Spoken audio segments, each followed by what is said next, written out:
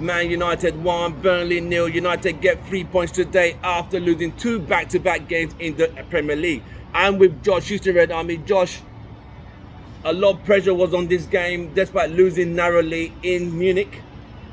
A lot of people are saying United had to get a result today, and they got a result. What was your take? It wasn't pretty, but sometimes you got to dig deep, right? No, agreed. And like I keep saying to everyone, put this in context. Like I said, you can't act like the whole ownership debacle about we're selling, no, we're not selling, hasn't had an effect on things, all right? Obviously, that's demoralizing. You got the issues that happened with Mason Greenwood and Anthony going with domestic abuse allegations. You can't act like that doesn't have an effect. All of the injuries that have happened right now. I don't know of any other team that has as many injuries as we do.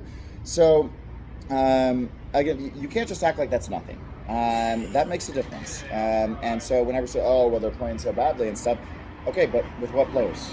You know, in what environment? You have nailed it right on the head. So anyways, for today, let's be honest, Burnley, we really got dominated for large portions of the game today. I mean, there's no other way of saying it. I'm sure JJ Watt was really enjoying that. But at the end of the day, he owns it. He's a partial owner now. Him and his wife. But at the end of the day, no, it wasn't the dominant performance we would have preferred. But we got the 3 points, and if you're going to win off of one goal, do it off of a goal like that. That was clean. I'm sorry. That volley was clean. That's goal of the season material right there. So, anyways, that's what I'm saying in regards to all of the criticism of Ten Hag and stuff. I'm like I've said to the others, if you go to Man City and you put all of the stuff that we're going through right now on them, I don't think they'll be where they are. Do you think Pep is just like they're just going to be rolling? No manager is. But they don't get it. But remember, Man United's travesty news, Man United's astronomically bad news sells media. Media love it. It's something for them to do. You have them talk shows, phone-ins, everything. If Man United are doing well, if United are doing badly, it sells. Yeah. And this is so sad that what even hurts me more is when United fans are saying after game 5, after game 6, Ten Hag out. And I'm like, are you really, mate? Are you well? No. But this is where they are, because the media divides United's fans. Yeah. Onana out, Ten Hag out. After 5 games in the season. No.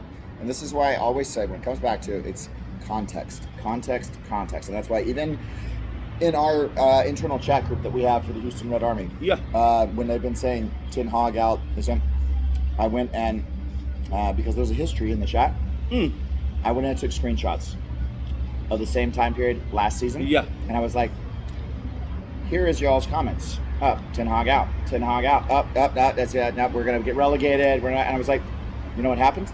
Do you think United fans are the most impatient fans in the world? The most what? Impatient. I don't want to use the word delusional. Yeah, well, maybe that too. But no, I think it's just expectations. It's tough whenever you've been a club that has such history of success, and you don't lose that easily, right? The fact of the matter is that this is not the 90s. We have different managers, we have different players, we have different owners. Yeah. So, but that doesn't change the emotions. No, it doesn't. Right? So I understand where that's where it's coming from, but that's why I'm also like. Guys, let's keep let's keep our feet on the ground here. Because again, the same stuff was being said at the beginning of the seasons last year, and you know what happened? We won our first trophy in the League Cup. We finished 3rd. Went to another final.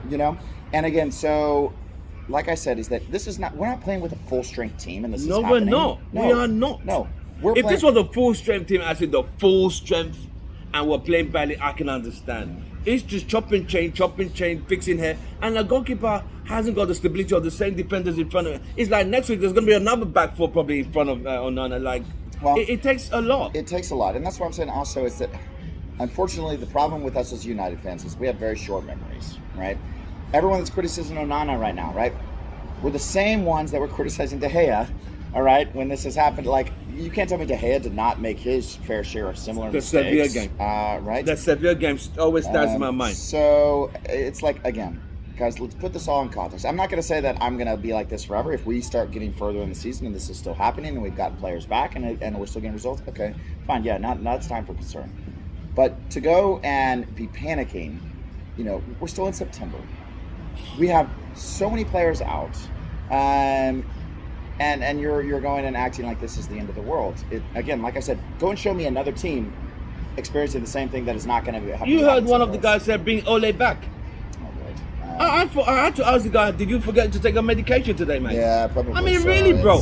Bring Ole back? But this is the kind of Man United fans we're dealing with on a daily basis. Yeah. Well, and that's what I'm saying is that, again, you have these expectations of glory that are many times just, like you said, absolutely delusional. Mate, and that's what I'm saying. It's like, I have a lot of respect for Pep Guardiola. I don't think you can put him in a charge of a side with all this stuff going on. No. And that everything's just going to be smooth sailing. No. Right? And so that's why I don't understand when people go and like lodge all of this criticism. And it's like, okay, well, what would you have done differently? Exactly. Okay, when you have domestic abuse allegations out there, when you have two players out. Let's just even say Anthony. Yeah. Anthony was a pivotal part of the plan for this season. That is out. He had to manage. So it's like the impatience, the expectation. I can understand expectations, yes, but let's be realistic. The Premier League is a marathon; it's not a sprint. No United. I don't even the club is not expected to win the league title this season. I mean, come on, because you don't have certain things in place. The season is long. Yeah, you don't have what it takes to sustain. Well, let me also make a point here again to put things in context. When it rains, it pours. Apparently, at Man United right now, right? Yeah. I mean, it's not just one thing. It's 1 and 2 and 3 and 4 and all this kind of stuff. Right. I'd much prefer it happen at the start of the season. Exactly my point. Than at the end of the season. Exactly. Right? So it's like, okay, if you give me a choice between a United team that's going through all of this, that then regroups and then finds their stride and hits it, versus an Arsenal team that bottles it at the end of the season like they always do, I'm taking the United team. 100%. So I'm just saying, let's go and think about that, right? Maybe I'm being overly optimistic, but again, we're dealing with a lot. I think you're being realistic. But I think you're being very realistic. But people are going to come back from injury. Oh, right? yeah. 100%. Things are going to be dealt with. Unfortunately, the ownership situation, we can't do anything about that, right? But at the end of the day, Glazer's out. Yes, definitely. But at the end of the day, one thing I also said is that, okay, let's imagine that Fergie is still in charge. What would he have done differently than Ten Hag has already done? I can't think of anything. I can't think of anything. I think he would have done exactly the same things that he's done, right? And that's why I continue to have faith in Ten Hag, because again, this is not a normal situation. No, it's not. It's right? Not at all. But this is when the true quality of managers comes out. And from what I've seen of how he's dealt with it, with aplomb and going, but also setting a standard, which as much love as I have for Ole, I think that was his problem. I think the players ran over Ole. Oh yeah, of course.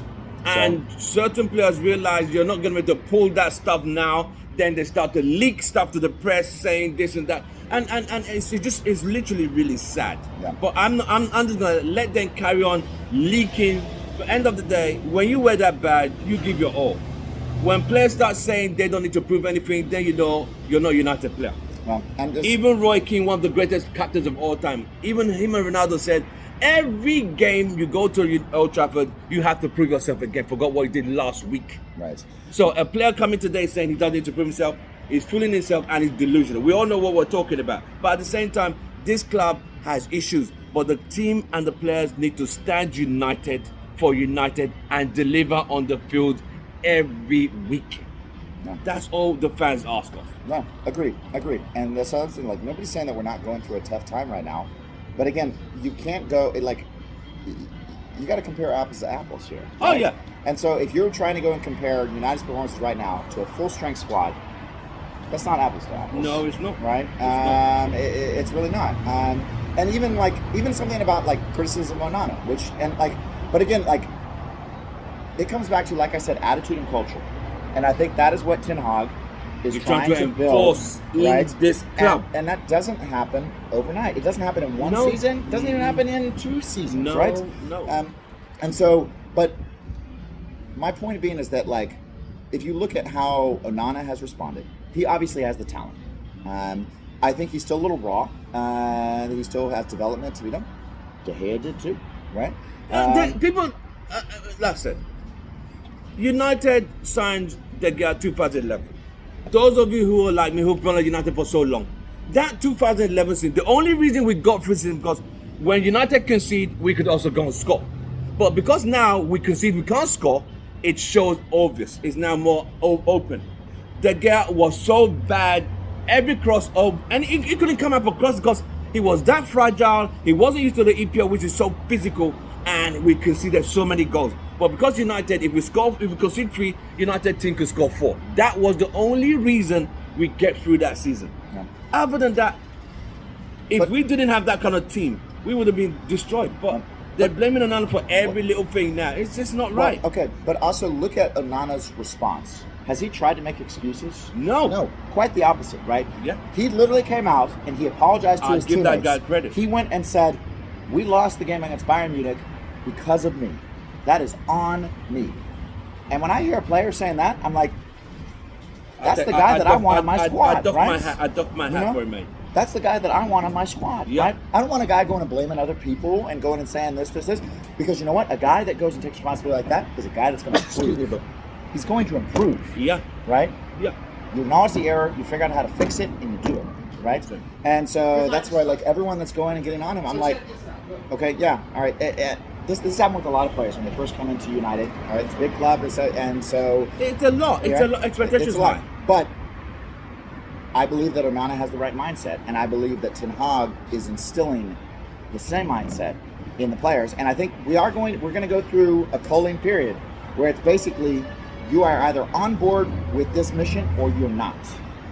And I think, like for instance, with Sancho, that's a decision he's got to make right now, because we're not going to have people going on social media and making statements like that.